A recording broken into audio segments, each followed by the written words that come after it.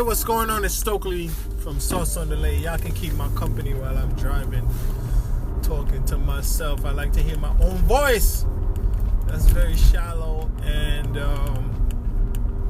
I don't know. It might be an indicator of some kind of issue, but I don't know. It's what I like to do. So far, I don't think. Well, it has come back to harm me in one way already, but yeah, I think I'll survive, hopefully. So I was just listening to a short documentary about the creator, or the guy who founded Zappos, which was a shoe company. His name is Tony Hsieh. So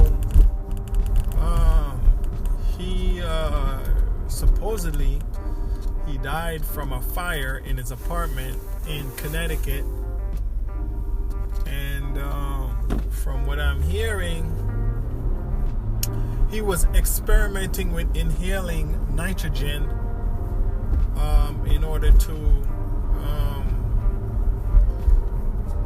hack his sleep, or what they call it, Copernican cycle or something like that. He was trying to hack his sleep. Like a musician I listened to named Ryan Leslie was doing this a few years ago, where he said he only sleeps 2 hours out of the whole day, and he was doing that to increase his performance and his productivity.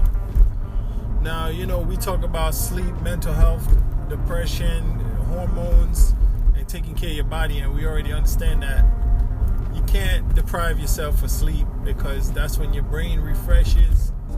That's when a lot of parts of your body rest and repair, especially if you're exercising. So I don't think Ryan Leslie does it anymore. I don't think so. I'm not sure. But Tony Hsieh was doing a similar ritual.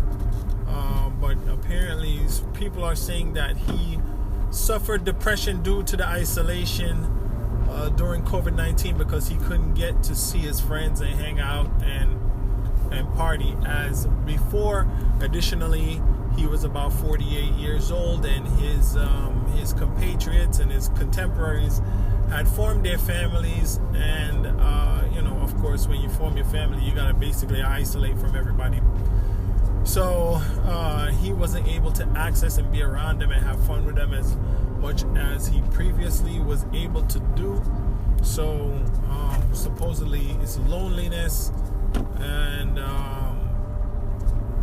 that caused him to start doing these things to his sleep, and start inhaling, huffing nitrogen gas, and then there was a fire at his house, so I assume that maybe the nitrogen exploded or something like that, because nitrogen is pretty flammable from my understanding. Yes, it is. So even though the strange thing, no, nitrogen is not that flammable, because nitrogen makes up, I think, the majority of the air that we breathe. Now, the primary gas that we breathe is argon. The atmosphere that we're in, it's primarily argon, then nitrogen, then oxygen. So he was inhaling, I guess, higher concentrations of nitrogen. Now, I don't know how flammable nitrogen is, because in the work that I do, not that I do it directly, I don't do it directly, but in the field that I work in, people use nitrogen to evacuate flammable gases from pipes, to prevent the pipes from basically exploding or combusting, when they're welded and stuff like that. So if you create a nitrogen environment, if you can create a nitrogen-rich environment, you can prevent ignition. Oxygen is more ignitable, from my understanding. Anyhow, I don't know if the nitrogen was what caused his house to burn down, but his house eventually burned down, and they're blaming it on his depression. Now, the man sold his company Zappos for $1 billion. So, after he sells it for $1 billion, after all the taxes and stuff, he might have $500,000 left. So $300,000 or so. I mean, I'm not saying that's the only money he had, but about $300,000, $300 million out of that, he spent to create a community of people to do some kind of research. It wasn't really, I don't know how much empirical research or scientific research was involved, but they said a lot of partying was involved and all that stuff. So he really needed people around him. And it's strange that he's not necessarily, I don't know his whole family history. They didn't go in too much, but they said he's one of 3 brothers. So he has 2 more brothers. I assume, and I don't know, that he also has parents. I assume, and I don't know. He's a Taiwanese immigrant. Maybe his family didn't come over. Who knows? But I assume, but I don't know, that maybe he had some cousins and other family members. Potentially, he could have called them. But you know what? The peers that you aggregate to yourself usually are on the same wavelength as you, and more so than the family that you're born with. I mean, I know that I have some friends that we have like inside jokes and inside knowledge in between us that even my closest relatives don't understand. And we've cultivated that over, I don't know, going on 24 years, 23 years now. These are friends that I aggregated and brought into my circle, and we have that kind of relationship where we can speak, or even unspoken, we can communicate certain things that we joke about or laugh about. So anyhow, I guess he wanted to recreate that feeling, whatever. Anyway, so they're saying that due to the lockdowns, he couldn't go to the events, he couldn't go to the parties, he couldn't go to the clubs, which is not really 100% accurate. But they're blaming that for the reason why he started to, get into what they call biohacking, with the sleep deprivation, with the nitrogen, and stuff like that. So when I saw a post recently on the social media about this gentleman, and they were saying, one person was saying it was suicide. One article, I think it was the Washington Post, was saying that this fire was basically a suicide type of thing. And I thought to myself, oh my goodness, man, even if you have everything, if you have all the money and all the freedom, you're still not happy. You're always gonna want more, really. If you get everything you want, then what? This is the question that whole situation, his whole situation, poses to me. Inspires me to wonder.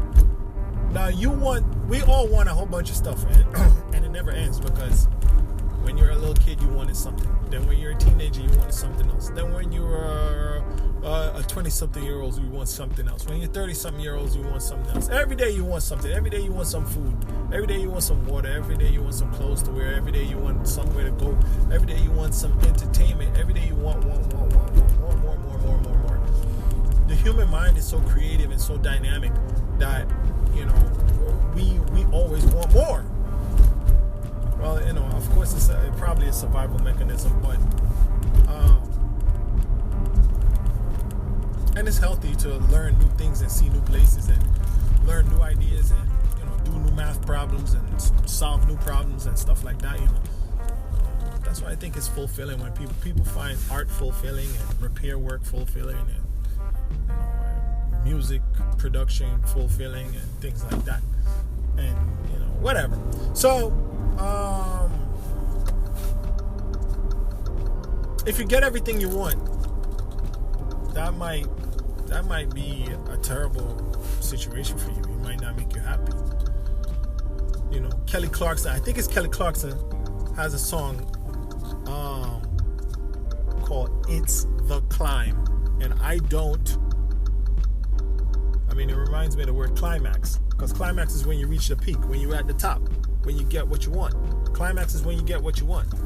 And then after that, that's when the withdrawal takes place. Anyhow, so Kelly Clarkson has a song named "It's the Climb." I don't even know the lyrics. I don't know the song. I just know the chorus. It's the climb. So the climb is the exciting part. Getting to your goal is supposedly the exciting part. Once you get it, once you get what you want, and you have it, yes, for the moment it's nice. But then after that, that's when the come down happens. You know what I mean? It's like drug addicts or alcoholics. They say alcoholics, after they drink and they know they're not supposed to drink, they have regret. They regret reusing. Drug addicts regret reusing. Alcoholics regret drinking again when they've been trying not to. It's the come down, like coming up to the point, taking that sip. Yes, it feels refreshing, it feels good.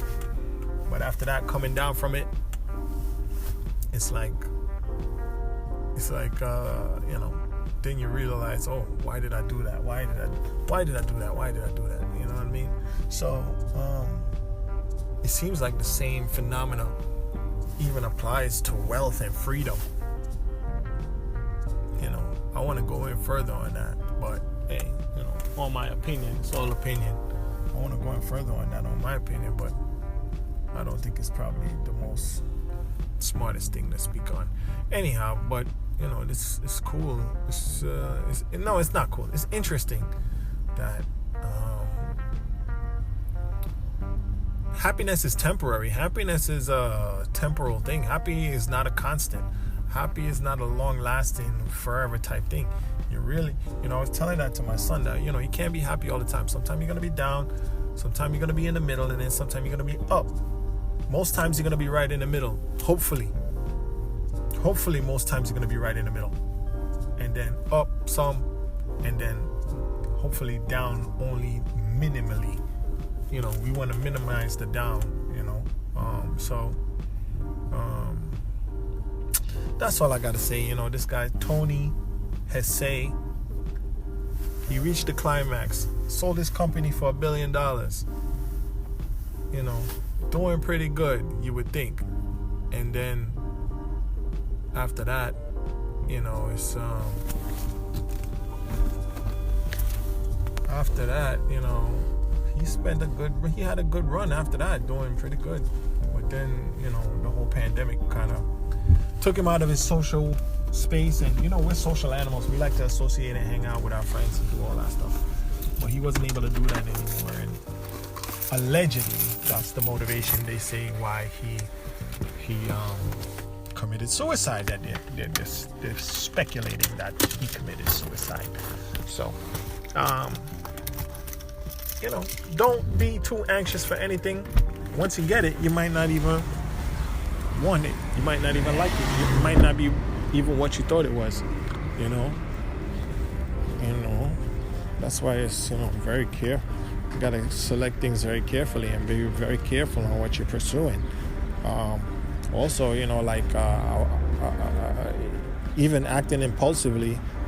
I mean, it took him years to get to that point, but acting impulsively is dangerous. Acting impulsively when it comes to anger, acting impulsively when it comes to love, acting impulsively when it comes to lust, acting impulsively when it comes to hate, jealousy, anyone, even good emotions and the bad ones. You don't really want to act impulsively. The only time you want to really act impulsively if you got to defend yourself, defend your life, and defend your security.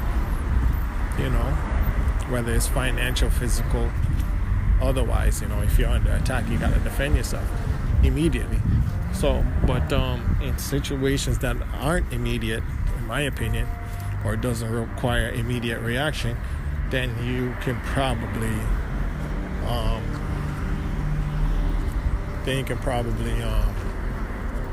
try to use some discernment as much as possible and take your time.